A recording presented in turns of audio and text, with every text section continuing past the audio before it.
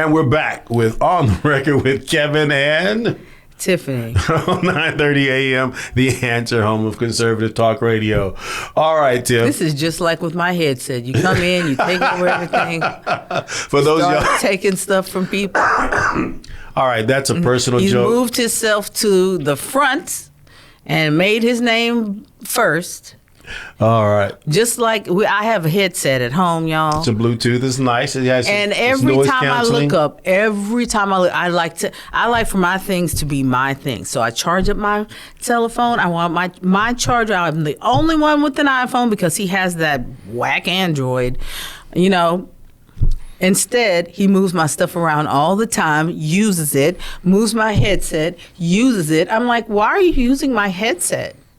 Like, I don't want your man sweat on my headset. Okay, so this is how you're going to use time on the radio to Sorry. complain about me and me taking your Bluetooth headset? He's deflecting. I am. Okay, so let's talk about this since you went in on me.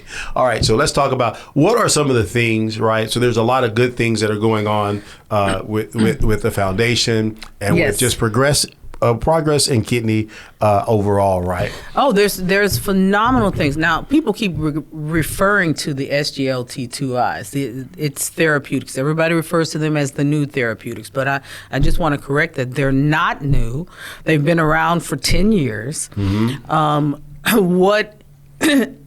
What is now being referred to is the data that has been built up over those 10 years that we see, it has positive implications for the heart, positive implications for diabetes, positive implications for kidney disease. Now, the data supports what was initially thought about the therapeutics. So people are saying they're new, they're not new. Ivacana, Jardiance, and Farxiga, you all know those names. They've been around for 10 years. Okay. All right. So what do you okay, I hate to go negative, but I am going to go negative. Okay. So what do you find frustrating? It's amazing how he says he hates to go negative, but he does every episode. I do, right? Because I think we need to highlight some things, right? So one of the things that I find extremely frustrating, right, is that this isn't an issue as we do World Kidney Day, then we have Kidney Month nationwide, right? Is that this isn't an issue of do we have the therapeutics? This isn't an issue, do we have the technology? Is it all there? All these things are there, right? It really confirms my bias toward American exceptionalism, that this is America, right? And that we are the greatest country. We can figure a way out of this situation. And we have developed the therapeutics. We have the technology. We have it there. It seems to be this huge delay in it getting to everyday people, which is always my concern, right? How does it get to everyday people, especially when you have a system that does not have a bend toward being creative, being evolving. Right? Well, you got to change the system, and that's what we're doing. Power to the people, changing the system. That is why we've brought the latest early detection technology to the state of Texas. That's why we have modeled that. That's why we wrote it throughout that white paper. That's why we brought the doctors in to write that white paper with us onto this task force, resurrected the task force for that reason, is to change this. So let's talk about some of the things that change. Let's start with the technology, right? So we work with these people, Healthy.io. Describe that test to everyone. What does it do?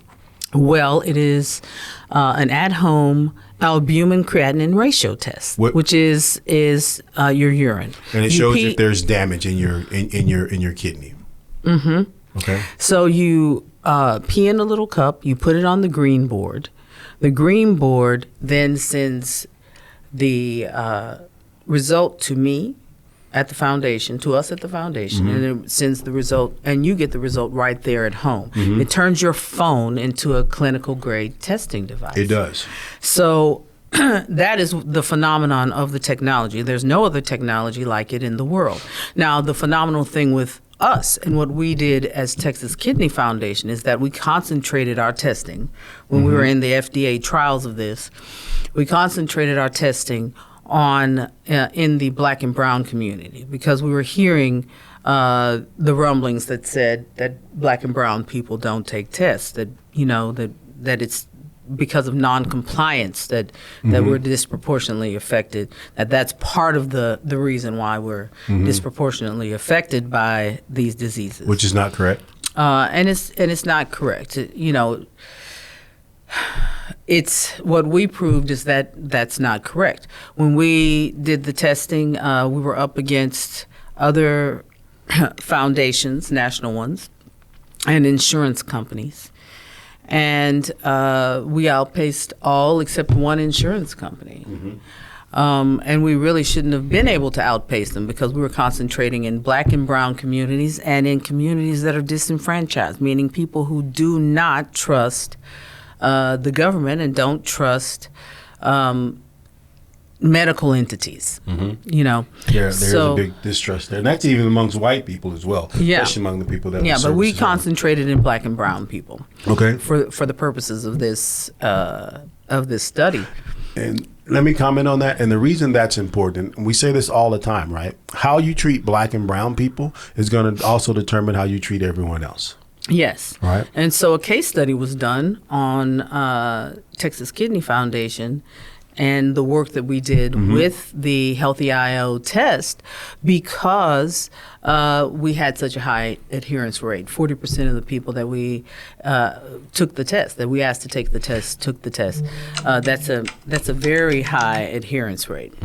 Okay, so we have that technology coming, or it's here, right? It's available. And then the second thing that you guys did a couple other things on the Kidney Task Force. What was that?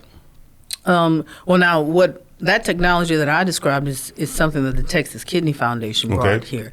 What we did on the task force is we wrote a white paper describing what could be done to curb the numbers. Our job, what we were charged with, is to show the governor of Texas and the great state of Texas what could be done to change the numbers for kidney disease, to reduce the cost burden of kidney disease. So this technology we highlighted along with the Nova Biomedical technology, along with lab work, as the technology that could be used to identify the disease early. And then we also pointed out the SGLT2Is, and other medications that could be used to slow the progression of kidney disease. They are the 1-2 punch on slowing or stopping this disease, by identifying it in the people that are walking around with it unidentified, and then getting them the proper therapeutics and the proper lifestyle changes. It's a game changer for the people and for the state. And that's going to be important as well, right? Because one of the things that we're going to have next week, it'll probably be when this airs, we'll have what we're calling this? A toolkit. Our kidney toolkit, in which we put an emphasis on your kidney numbers and how you can use a simple